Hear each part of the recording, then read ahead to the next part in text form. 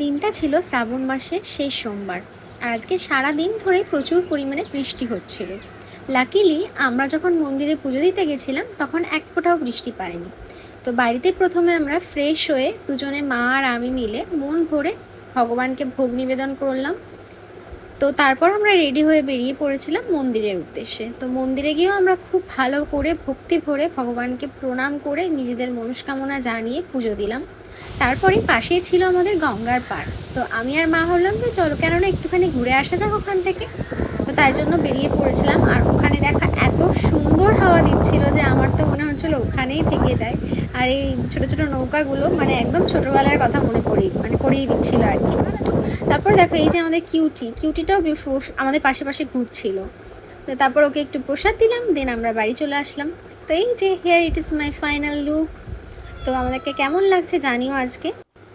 দেন মা আমাদের সবাইকে প্রসাদ বেড়ে দিল, আর আমরা সেটাই এখন আনন্দ সহকারে গ্রহণ করব, আর এটাই হলো আমাদের সারাদিনের খাবার। তো লাস্টলি আমি একটা ছোট্ট অ্যাডভাইস দিতে চাই যে ভগবান তো আমরা কম বেশি সবাই মানি, অ্যাকচুয়াল ভগবানের সেবা মিন্স হচ্ছে জীবের সেবা। প্রকৃতিতে যা কিছু সুন্দর সেটাই ভগবানের সৃষ্টি, এবং যা কিছু কুৎসিত সেটাও ভগবানের সৃষ্টি। তো দুটোকেই সমানভাবে অ্যাকসেপ্ট করো এবং সবাইকে রেসপেক্ট করো, সেটা পশু প্রাণী পাখি থেকে সবাই।